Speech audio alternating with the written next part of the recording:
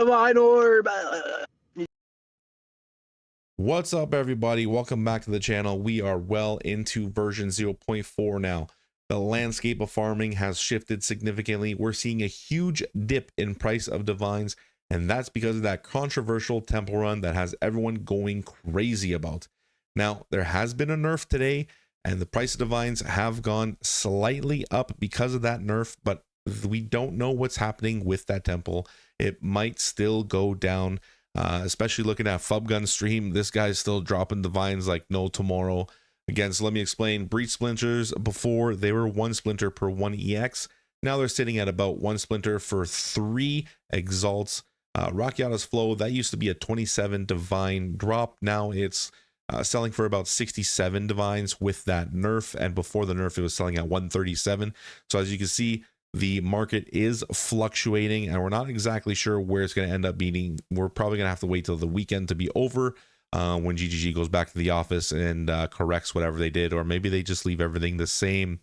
Again, a few days ago, 1 divine, used to buy them for like 450 plus X. Now, earlier today, they were sitting at about 220 X, and after that nerf, they jumped back up to about the 350 mark. So again, it's unstable. We're not sure, but this breach that I'm going to talk about today, this is pretty consistent. All of the currency has been going up in price, especially because everyone has been running other things.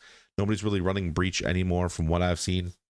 So today I'm going to show you exactly how I've been farming it and why it's good. I got low budget setups for you, and I got high budget setups for you as well.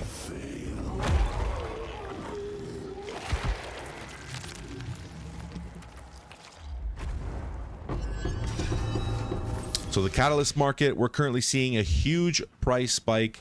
The go-to Reaver catalysts from before, they're not the only big dogs in town now. You got the Neurals, the Zoffs, pretty much everything that you're seeing is 3 exalts plus. The mid tier, you got things selling for about 13, 14 exalts, and the higher tier stuff for catalysts, you're selling them for about 23 to about 30 exalts per catalyst.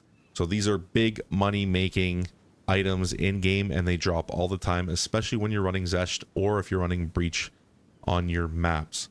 Again, the ratio for just the splinters, they were 1-to-1 before, now they're 1-to-3, so that's very good currency, and you're going to get plenty of divines just running normal maps. They also, again, don't forget, breaches flood the screen with rare monsters. More rare monsters, that doesn't mean breach loot, it also means general currency, more maps, and more raw drops because of the sheer volume of enemies you're killing. If you enjoy fast-paced gameplay and you want to see your currency tab grow, this is going to be the strategy for you. And of course, if you find these guides helpful, hit that subscribe button. It helps the channel to keep bringing you the latest economic shifts and strategies. Now, when we talk about the Atlas and how to set up the Atlas, there's 2 distinct ways to path your Atlas for breach, depending on how much heat your build can handle. Or this is the stable path. If you're still gearing up, or your build feels a bit squishy, head over to the left side of that tree. You're going to be wanting choosing nodes like Frantic Invasion, Grasping Hands, and Rising P. You might already have it in Waking Nightmare, but drop Waking Nightmare and put it back into Rising P. You can still run a very effective form with just 6 out of the 8 points, focusing solely on Grasping Hands and Rising Pyre. For those max value paths, for those high-end gear with headhunters, the right side is where the real money is via Zesht Madness. This node grants you 50% increase in effectiveness to rare breach monsters. In 0.4, effectiveness translates directly to monster life experience and, most importantly, item quantity. You also gain a 10% chance for rares to drop full stacks of catalysts. Game changer, especially when that procs. Now, when it comes to perfecting your tablets and your maps, to make this work, you need the right canvas. I recommend using maps with 6 modifiers to maximize that utility of your 3 tablet slots. Usually I run a double breach tablets. Your priority should be breach spawn 2 additional rares and increase the number of rare monsters. If you have the budget, get chance to contain additional breach. On both, stacking these gives you a 30% chance to double your breach encounters per map. Use an abyssal tablet for extra rare monster density. If your clear speed is slow, use the raid class Besieged. This keeps the breach open as long as monsters are alive. No timer, no stress, and it'll maximize the amount of splinters you get because you'll be able to find everything within that breach. Now, if you want to talk about investment versus return, let's talk numbers, okay? You could tailor your investment to your current bankroll. The budget tier, you can pick up basic tablets for about 3 exalts, focus on rare monsters, skip the rarity for now. It still works incredibly well. The mid tier, aim for about tablets around 20 exalts. These usually include decent rarity rolls, consistent rare monster spawns.